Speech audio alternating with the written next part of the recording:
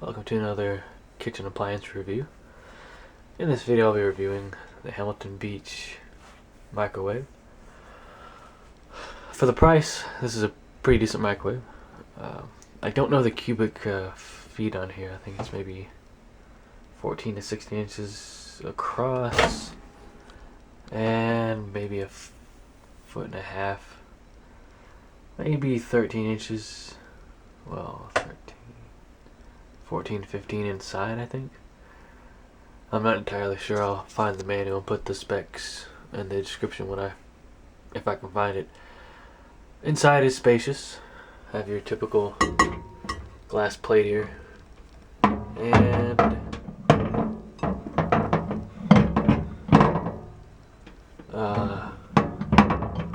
we go. Regular plastic lining there with the wheels. And yes, that turns. I believe the power supply is actually inside this thing. I think most microwaves just come with a plug. Regularly, just you plug into the outlet. There's no actual power supply. It's not outside of the unit itself. Opens and closes nice and firmly. Here are your menu settings, and yes, I'm sick. You can set your the time. This is where you see your display for the how long your item is cooking for. You can set it to military or regular settings. Here's your cook settings: baked potato, popcorn, pizza, beverage, frozen dinner, and reheat. Or you got just your regular numbers here. Express cook. You can hit any of these 10 numbers, and or 9 numbers, and you can start cooking immediately without pushing additional buttons. Power level, and that'll just set the power level that the item actually cooks at. Time cook, which I just mentioned. Kitchen timer. I don't think I've used that. I think you just put that on, maybe. You can put that on for another item that you're maybe cooking in the oven, if your oven doesn't have the beeping feature on it, which I think most ovens do these days. Time defrost, we'll just set an actual time to defrost an item that you have in the microwave. Weight defrost, that's something to defrost something by its weight, obviously. Stop and clear, you'll hit stop if you want to stop cooking your item early or clear out the minutes remaining in the system. Start and pause button, obviously that's going to be self-explanatory. And I can't really think right now because yesterday I didn't get enough sleep. So, white in color. I think this comes in black and possibly silver. These are sold at many different retail stores. It's an inexpensive microwave. When it actually runs, it's kind of loud, in my opinion, in comparison to the last microwave we had, which was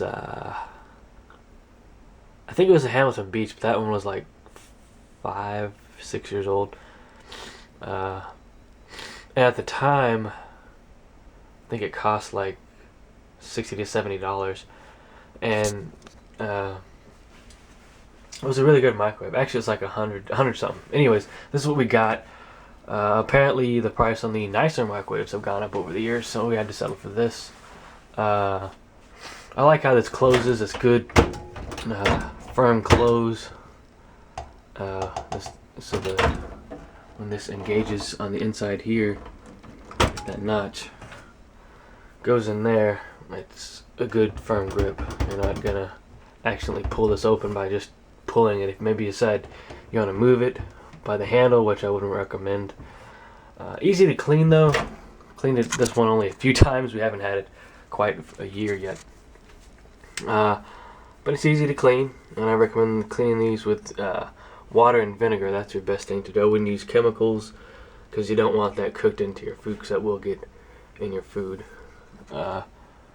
Easy to clean plastic. The whole inside is easy to clean. And some may ask, well, why don't you clean it? Well, I'm busy and I'm lazy. So there you go.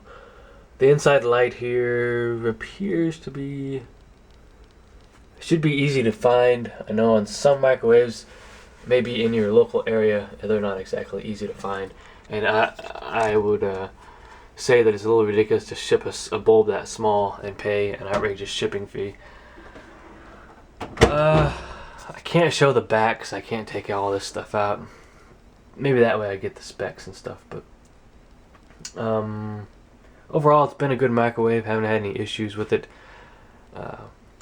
This did come with a protective film over here, and the people in my family like to keep that on most of the things.